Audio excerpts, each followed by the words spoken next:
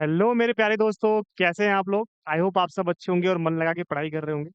तो जैसा कि आपको पता है कि हमारा क्लास ट्वेल्थ का जो बोर्ड है वो आने वाला है। और क्लास ट्वेल्थ में जो है हम जो इम्पोर्टेंट कंपाउंड्स हम पढ़ते हैं, जो इम्पोर्टेंट सब्जेक्ट हम पढ़ते हैं, उसमें एक मोस्ट इम्पॉर्टेंट चैप्टर है, दैट इज कोऑर्डिनेशन कंपाउंड।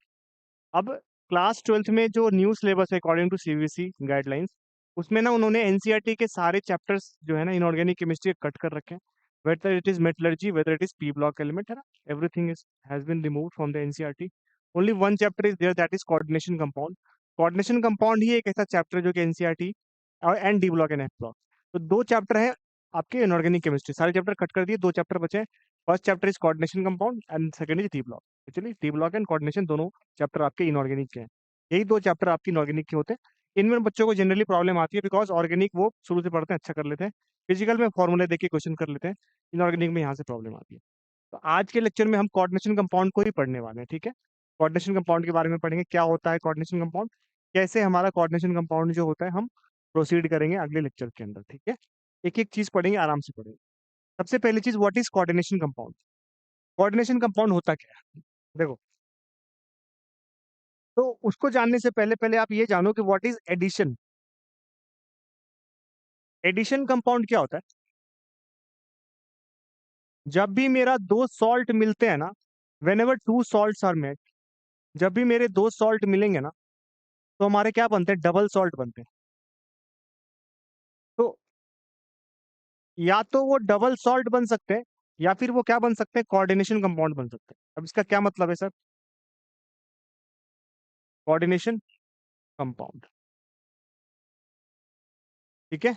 अब इसका क्या मतलब है सर, इसका ये मतलब है कि भाई कोऑर्डिनेशन कंपाउंड में क्या होता है, या तो या तो जब सॉल्ट मिलेंगे, यानी दो चीजें जब मिलेंगी आपस में, तो या तो वो डबल सॉल्ट मिलेगा या फिर कोऑर्डिनेशन बनेगा। अब इसका मतलब मैं आपको समझाता हूँ, लिटरल मीनिंग आपको मैं समझाता हूँ। सपोज कीजिए कि मेरे पास आ, एक डबल सॉल्ट आ गया अपने पास, केसीएल, सॉरी, एक सॉल्ट केसीएल है, एक सॉल्ट एमजीसीएल2 है। इन दोनों का यदि मैंने एडिशन कराया ना, तो मेरे पास आएगा KCl.MgCl2। और ठीक है, ऐसा कुछ आएगा, ठीक है। तो ये मेरा क्या है, डबल सॉल्ट है, ठीक है। अब क्या होता है डबल सॉल्ट, क्या होता है एडिशन कंपाउंड, कोऑर्डिनेशन हम वो समझते हैं। सबसे पहली चीज हम ये देखेंगे कि भाई हम इसको ऐसे समझते हैं कि डबल सॉल्ट क्या है और कोऑर्डिनेशन कंपाउंड क्या है, इसको हम एज अ डिफरेंस के थ्रू समझते हैं। तो व्हाट इज डबल सॉल्ट। सबसे पहला आपके पास क्वेश्चन आना चाहिए, sir what is double salt. And the second question should be, what is coordination compound.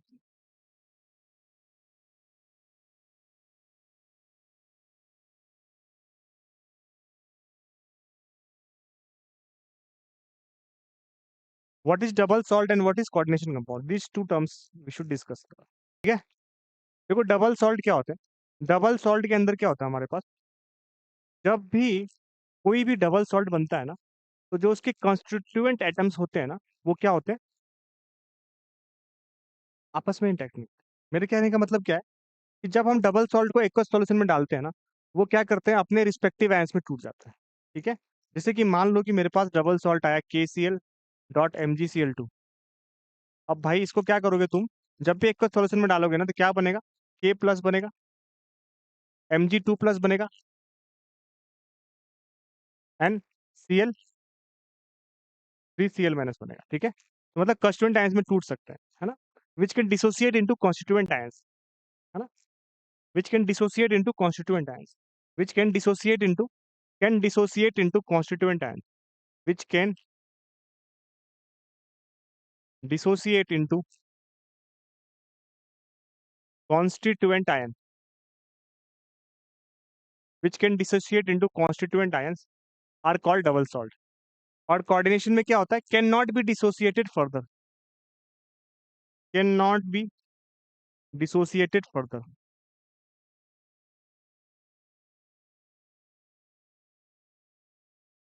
Example देता हूं आपको मैं, जैसे कि फॉर एग्जाम्पल, जैसे कि K3Fe3N6। अब मैं आपको बोलूं कि भाई इसको तोड़ो, तो जब इसको तोड़ेगा छोटे तो क्या बनेगा, जब इसको तोड़ेगा तो क्या बनेगा, 2 3K plus plus FeCN6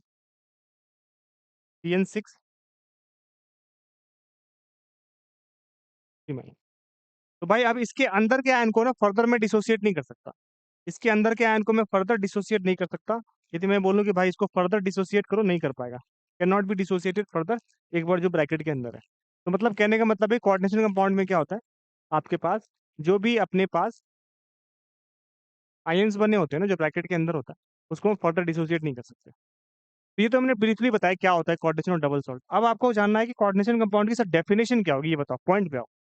what will be the definition of coordination compound, what will be the definition of coordination compound, coordination compound की डेफिनेशन क्या होगी, कोऑर्डिनेशन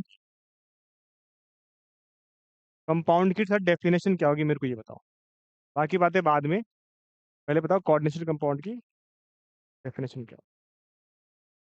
देखो कोऑर्डिनेशन कंपाउंड में क्या होता है, एक अपना सेंट्रल मेटल एटम होता है जो कि डी ब्लॉक का होता है, उसको क्या करते हैं लाइगेंड क्या करते हैं, इलेक्ट्रॉन पेयर डोनेट करते हैं, ठीक है, थ्रू कोऑर्डिनेट बॉन्ड, है ना। तो क्या बोलोगे, इन कोऑर्डिनेशन कंपाउंड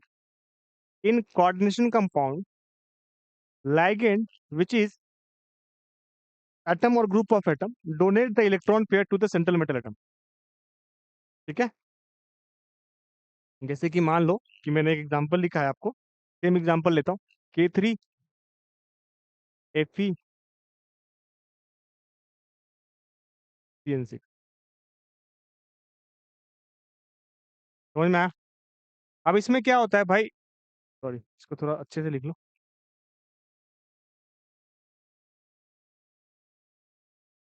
ये रहा। अभी कुछ नहीं करना भाई, इसमें ना FeCN6 दे रखा है ना K3, तो होता क्या है कि भाई अपने पास ना पेयर के अंदर ना, के अंदर डिफरेंट डिफरेंट एंटिटीज प्रेजेंट होती है, ठीक है।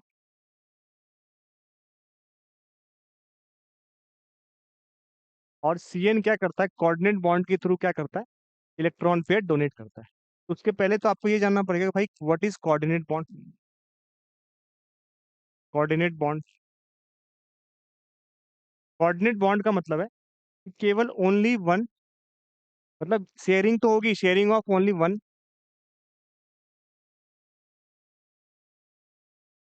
शेयरिंग ऑफ इलेक्ट्रॉन टू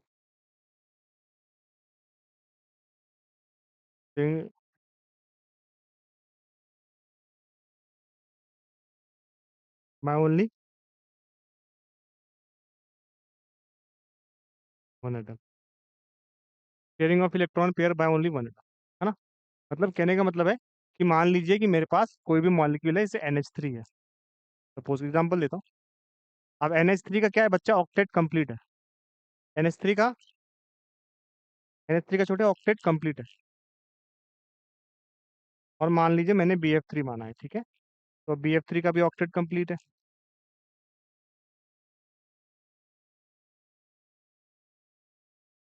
ठीक है। तो NH3 क्या करेगा, इलेक्ट्रॉन पेयर डोनेट करना चाहेगा, इलेक्ट्रॉन पेयर डोनेट करेगा, किसको डोनेट करेगा, BF3 को, है ना। तो this is done by the coordination bond, ये जो इलेक्ट्रॉन पेयर डोनेट कर रहा है, ये किसके थ्रू डोनेट कर रहा है, कोऑर्डिनेशन बॉन्ड के थ्रू, है ना, नाइट्रोजन। क्योंकि देखो बोरोन का ऑक्टेट कंप्लीट नहीं है, क्योंकि बोरोन हमारे पास क्या है, हमारे पास एक एक तरह से एसिड की तरह एक्ट कर रहा है, बिकॉज ऑक्टेट कंप्लीट नहीं है, इलेक्ट्रॉन एक्सेप्ट करना चाहता है। क्योंकि बोरोन का एटॉमिक नंबर क्या होता है, यदि बोरोन का एटॉमिक नंबर लोगे आप, तो क्या होता है, 2 3, 5 होता है, 2 3 लिखेंगे, मतलब 3 बॉन्ड इसके पास खुद है, 3 बॉन्ड के पास खुद है, और 3 इलेक्ट्रॉन किससे ले रहा है, क्लोरीन से ले रहा है, टोटल 6 इलेक्ट्रॉन हो गए, तो ऑक्टेट तो कंप्लीट नहीं है। इसके लिए क्या करना पड़ेगा, इसको नाइट्रोजन से, नाइट्रोजन ने क्या बोला, मेरा ऑक्टेट कंप्लीट है, मेरे लोन पेयर को तुम एक्सेप्ट कर सकते हो, तो शेयरिंग ऑफ इलेक्ट्रॉन हो रही है, बट केवल नाइट्रोजन दे रहा है बोरोन को, this this in this way it is called coordination bond, ये कोऑर्डिनेशन बॉन्ड कहलाता है। तो कोऑर्डिनेशन कंपाउंड में क्या होता है, सेंट्रल मेटल एटम क्या करते हैं, इलेक्ट्रॉन पेयर डोनेट करते हैं, सेंट्रल मेटल एटम क्या करते हैं दोस्तों, इलेक्ट्रॉन पेयर को डोनेट करते हैं। जैसे कि मान लो मैंने लिखा है K3FeCN6, अब इसमें क्या हो रहा है, ये कुछ ऐसा बनेगा कि मान लो कि Fe मेरा क्या होगा, डी ब्लॉक का एलिमेंट है जो कि सेंट्रल मेटल एटम है। अब इसको डोनेट कौन कर रहा है, CN कर रहा है 1 इलेक्ट्रॉन, और कितने CN कर रहा है, 6 CN कर रहा है। तो यहाँ पे अब क्या करेंगे, अपन 6 CN बना लेंगे। एक CN हो गया,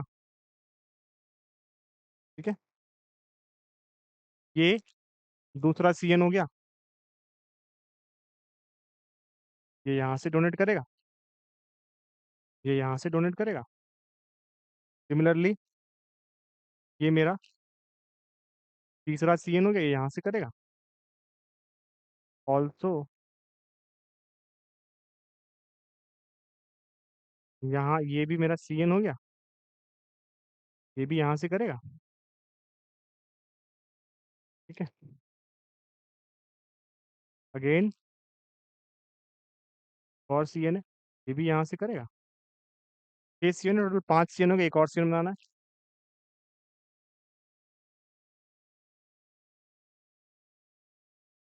ये 6 हो गए, यहाँ से हो गए। समझ में आया? तो क्या कर रहा है आपको 6, देखो मतलब यहाँ पर मैंने क्या करा, 6 CN को डोनेट कर रहा है। बट यहीं पे किस्सा खत्म नहीं हो जाता। ये एक्चुअली क्या है, कुछ ऐसा स्ट्रक्चर बनेगा आपका। कैसा बनेगा, कुछ इस तरीके से बनेगा। ये स्क्वायर ब्रैकेट के अंदर क्यों डाला, बिकॉज ये स्क्वायर ब्रैकेट के अंदर वाला पार्ट है, ठीक है। और बाहर क्या है, मेरा K3 है। बाहर क्या है दोस्तों, मेरा K3 है। अब बाहर यदि K3 है तो यानी कि तीन तीन पॉजिटिव चार्ज है पोटाशियम पे, तो इसका मतलब क्या है, 3 पॉजिटिव चार्ज इस पे आएगा, इस पे आएगा। 3 नेगेटिव चार्ज, -3। क्यों आएगा, क्योंकि यहाँ पे K पे +1 होता है, +3 है तो -3 आएगा। This is nothing but what, ये क्या है अपना कोऑर्डिनेशन बॉन्ड बना रहा है। कोऑर्डिनेशन कंपाउंड क्या करता है, कोऑर्डिनेट बॉन्ड बनाता है। कोऑर्डिनेट बॉन्ड बना रहा है, देखो हर CN एटम क्या कर रहा है, Fe को इलेक्ट्रॉन पेयर डोनेट कर रहा है, ताकि Fe क्या हो, स्टेबल हो जाए। अब क्यों होते हैं वो मैं हाइब्रिडेशन में समझाऊंगा, बट ये जनरल टर्म्स होता है इसको समझने का। मतलब ये मैंने आपको दिखाया, ब्रैकेट के अंदर वाला पार्ट है ये, और सिमिलरली ब्रैकेट के बाहर वाला पार्ट आपका ये रहेगा, ठीक है। तो ब्रैकेट के अंदर वाला पार्ट ये है, ब्रैकेट के बाहर वाला पार्ट अपना ये है। तो this is nothing but coordination bond, coordination compound. तो कोऑर्डिनेशन कंपाउंड आपको समझ में आया क्या होता है, कैसे होता है। अब मैं समझाता हूँ कि इसमें क्या क्या चीजें कोऑर्डिनेशन बॉन्ड में, कंपाउंड में प्रेजेंट होती है, उसको आप समझते हैं, चलो। तो मैंने क्या बनाया है, K3 FeCN6।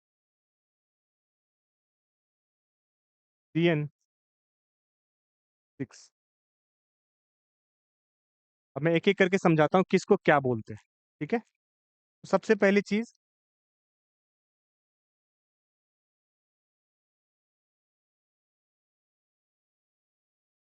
ये जो मेरा प्रेजेंट है ना, ये वाला पार्ट, इसको हम बोलते हैं सेंट्रल मेटल एटम। क्या बोलते हैं दोस्तों, सेंट्रल मेटल, सेंट्रल मेटल, जो कि जनरली डी ब्लॉक का होता है, ठीक है। उसके बाद ये जो पार्ट मेरा प्रेजेंट है, ये वाला,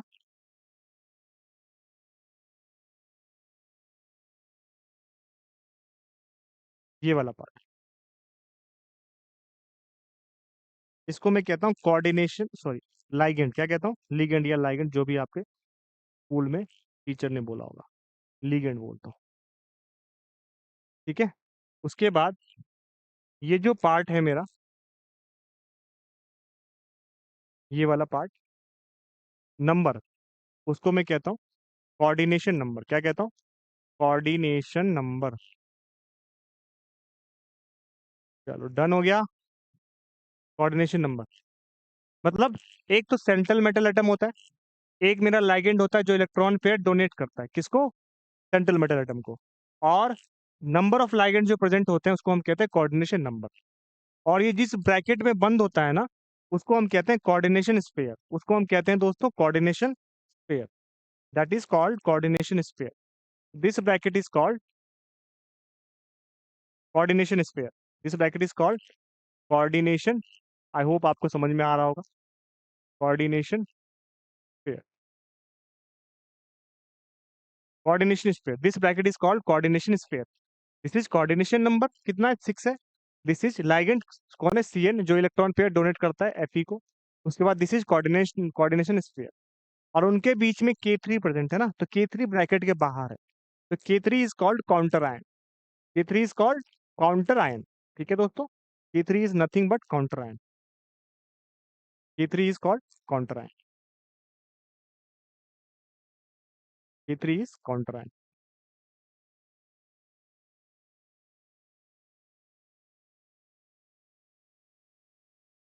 आई होप आपको समझ में आ रहा होगा मैंने क्या लिखवाया, क्यों लिखवाया.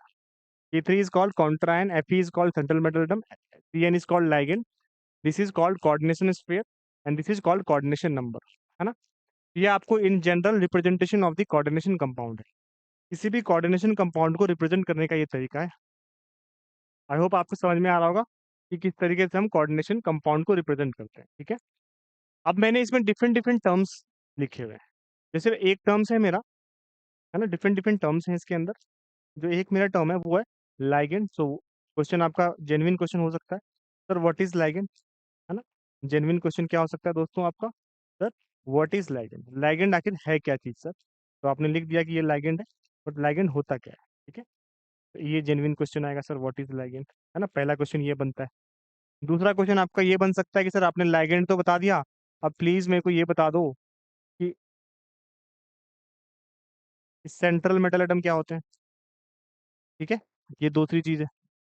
तीसरी चीज जो आपके माइंड में आ सकती है वो ये आ सकती है कि भाई कोऑर्डिनेशन नंबर क्या होता है. व्हाट इज कोऑर्डिनेशन नंबर, वो भी आपके माइंड में आ सकता है कि सर कोऑर्डिनेशन नंबर भी बता दो मेरे को. है ना. कोऑर्डिनेशन स्फीयर तो खैर आना नहीं चाहिए माइंड में, क्योंकि कोऑर्डिनेशन स्फीयर तो पता ही है क्या होता है. ठीक है.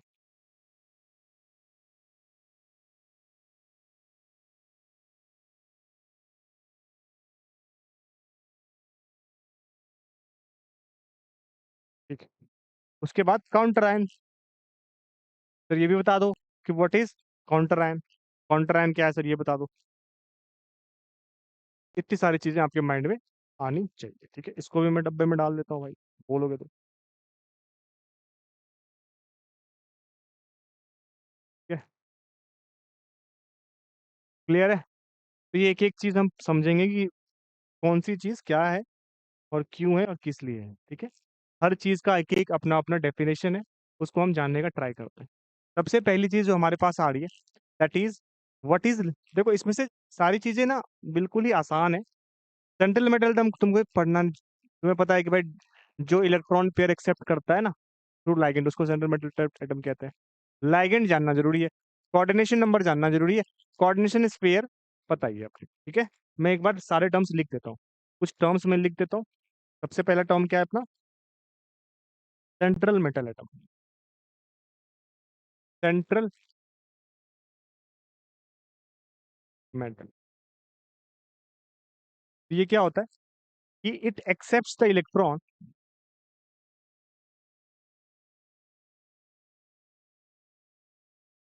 Electron donated by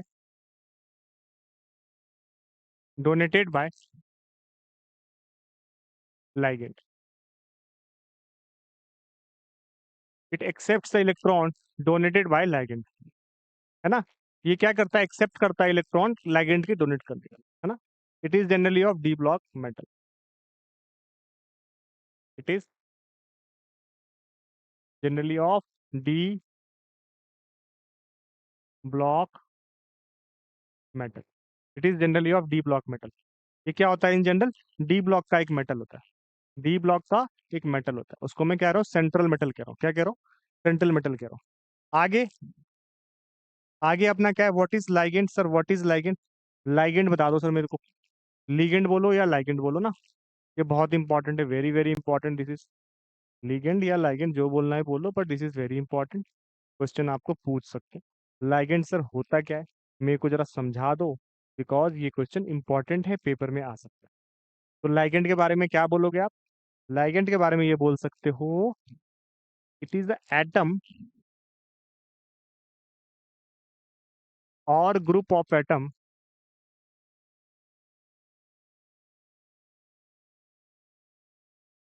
it is the atom और ग्रुप ऑफ एटम. ये एक एटम है या फिर ग्रुप ऑफ एटम है विच डोनेट,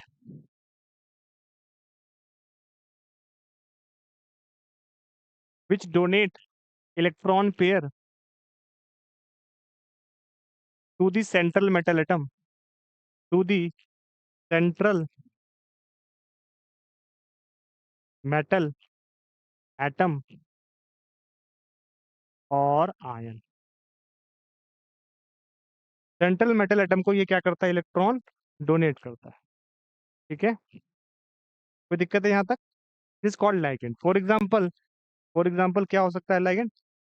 CN हो सकता है, Cl हो सकता है, एक्सेट्रा। ठीक है, दिस इज लाइगेंड। हमने क्या पढ़ा पहले? सेंट्रल मेटल पढ़ा है ना। उसके बाद हमने क्या देखा? व्हाट इज लाइगेंड देखा। ठीक है, आगे हम ये पढ़ने वाले हैं लाइगेंड के देखने के बाद कि क्या होता है जब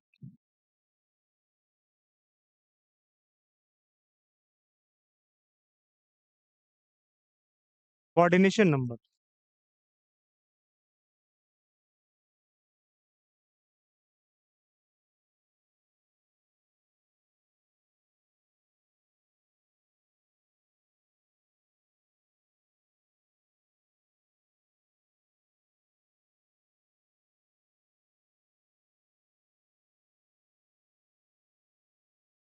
कोऑर्डिनेशन नंबर क्या होता है? कोऑर्डिनेशन नंबर क्या होता है कि सेंट्रल मेटल जो लाइगेंड प्रेजेंट होता है ना, वो जितने पेयर ऑफ इलेक्ट्रॉन डोनेट करता है सेंट्रल मेटल एटम को, उसको हम उसका कोऑर्डिनेशन नंबर कहते हैं। इसमें क्या बोलोगे? The number of electron pair, the number of electron pair donated by, it is the number of electron pair, it is the number of electron pair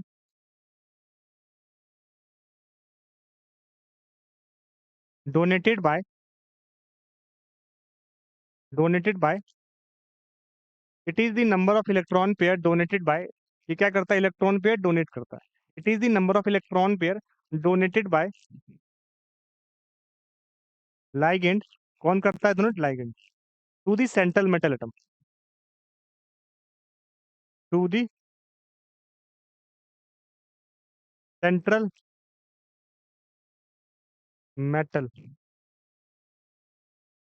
atom और आयन। ठीक है, समझ में आ गया? यहाँ तो कोई प्रॉब्लम है? आई होप सबको समझ में आ रहा होगा मैं क्या समझा रहा हूँ। What is central metal, what is ligand, and what is coordination number, है ना। All of them are very easy, you need to just understand the term that what they are saying. I hope आपको बातें समझ में आ रही होगी कि coordination number क्या होता है, लाइगेंड क्या होता है, एंड सेंट्रल मेटल एटम क्या होता है। आगे बढ़ते हैं।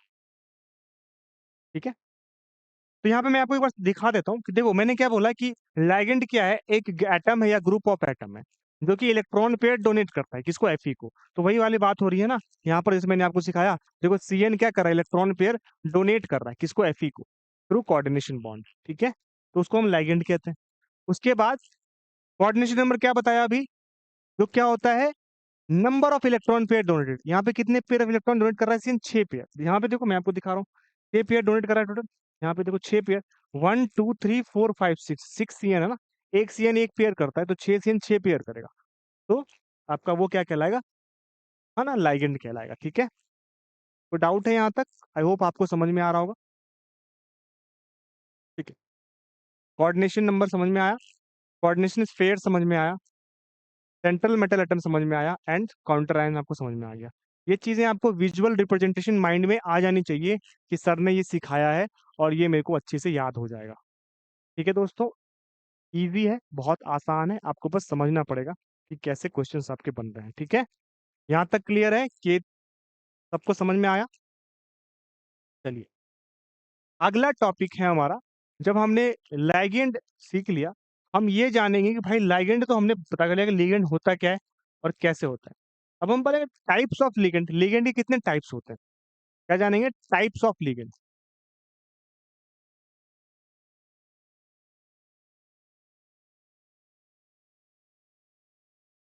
टाइप्स ऑफ लिगेंड, लिगेंड के कितने टाइप्स होते हैं।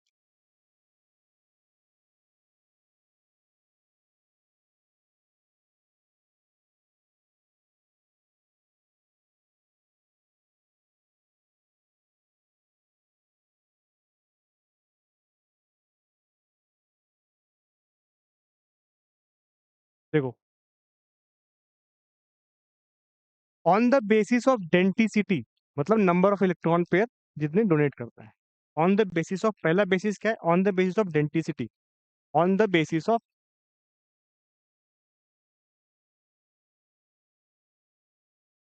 डेंटिसिटी। डेंटिसिटी का मतलब क्या होता है? कितने पेयर ऑफ इलेक्ट्रॉन वो क्या कर रहा है, डोनेट कर रहा है, दैट इज कॉल्ड डेंटिसिटी। इसके बेसिस पे लाइगेंड को आप कितने टाइप्स में डिवाइड कर सकते हो?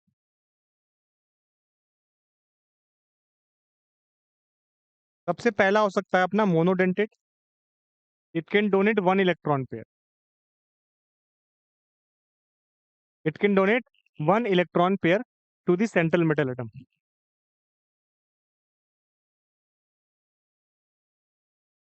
To the central metal atom और आयन।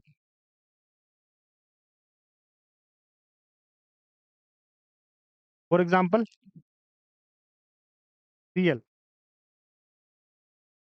Cl माइनस, है ना, F माइनस, है ना, Cn माइनस, है ना, NH3। ये क्या है, मोनोडेंटेट है, बिकॉज ये एक पेयर ऑफ इलेक्ट्रॉन को डोनेट कर सकते हैं। therefore they are called monodentate ligand। क्या कहलाएंगे? मोनोडेंटेट कहलाएंगे। अगला है हमारा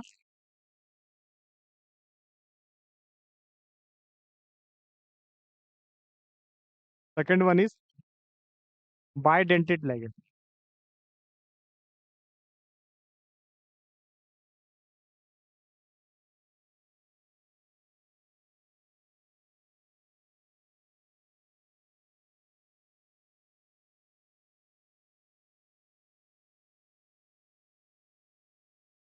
बाइडेंटेट ligand क्या होता है? It can donate two electron pair. क्या करता है? टू इलेक्ट्रॉन पेयर डोनेट करता है।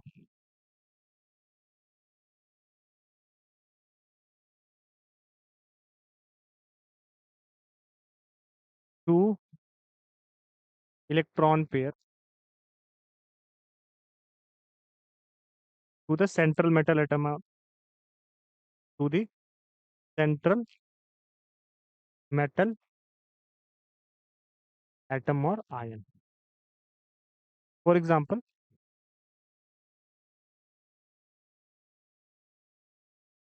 इथाइलिन डायमाइड, EN कहते हैं इसको। इथाइलिन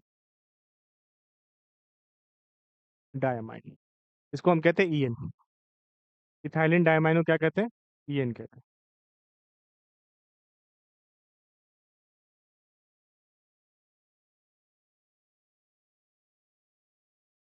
ठीक है, इथाइलिन डायमाइड। जैसे कि ये हो गया मेरे पास, तो EN कहते हैं। जैसे मान लो NH2, CH2, CH2, NH2। अब यहाँ पर क्या हो सकता है? ये क्या करेगा? टू पेयर ऑफ इलेक्ट्रॉन को डोनेट करेगा, ये यहाँ से, ये यहाँ से। दिस इज कॉल्ड इथाइलिन डायमाइड, है ना। मान लो ये मेटल है मेरे पास, कोई भी डी ब्लॉक का मेटल है ना? तो मतलब दो पेयर ऑफ इलेक्ट्रॉन को जो डोनेट करेगा उसको हम क्या कहेंगे? बाइडेंटेट कहेंगे। एक और एग्जांपल मैं दिखाता हूँ। ऑक्जेलेट आयन कहते हैं इसको। क्या कहते हैं? Oxalate ion. पहले एग्जांपल नंबर मेरा 1 है, ये दूसरा एग्जांपल है ऑक्जेलेट आयन। ऑक्जेलेट आयन क्या होता है? C2O4 2 minus. ये क्या होता है? C double bond O, O minus, C double bond O, O minus. अब देखो यहाँ पर क्या चीजें हो रही है। ये जब इलेक्ट्रॉन पेयर डोनेट करेगा ना, तो दो इलेक्ट्रॉन पेयर डोनेट करेगा। कितने करेगा? दो करेगा, करेगा ना। ये कितने इलेक्ट्रॉन पेयर डोनेट करेगा? ध्यान से देखोगे तो दो इलेक्ट्रॉन पेयर डोनेट करेगा। कैसे करेगा दो इलेक्ट्रॉन पेयर डोनेट? कौन सा colour?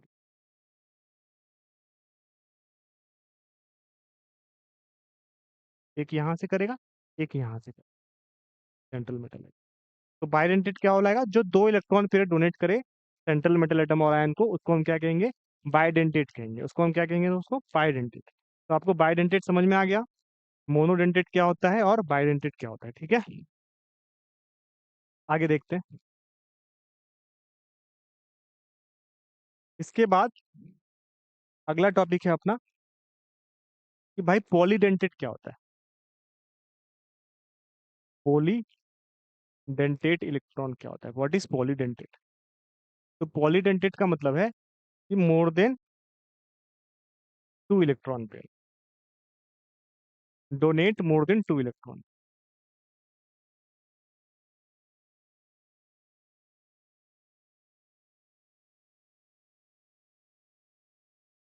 Donate more than 2 electron pair.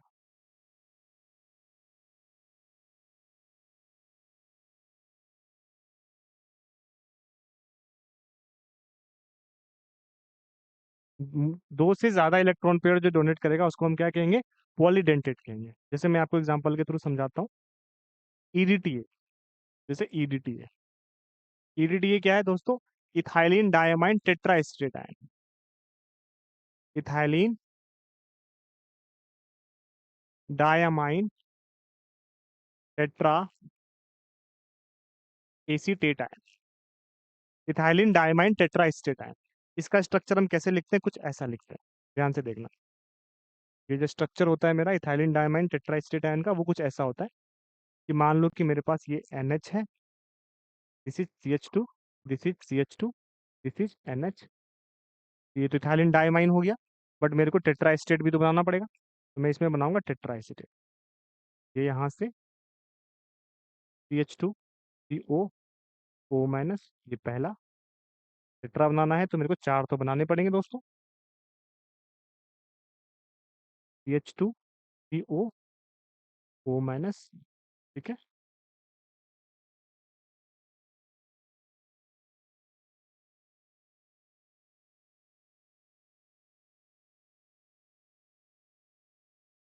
CH2 CO O minus,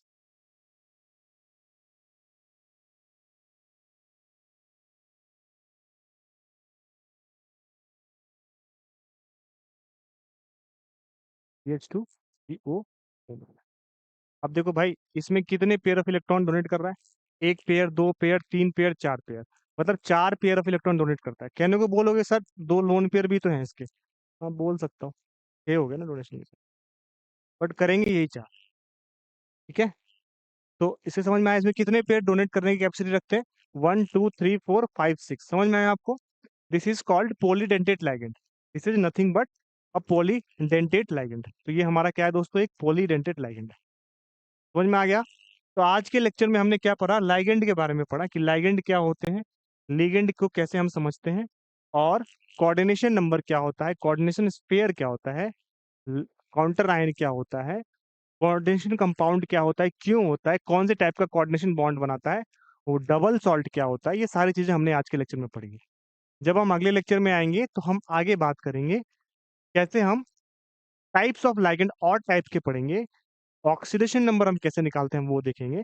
इन तरह की चीजें हम अगले लेक्चर के अंदर देखने वाले हैं। ठीक है दोस्तों, तो मिलते हैं नेक्स्ट लेक्चर में, तब तक के लिए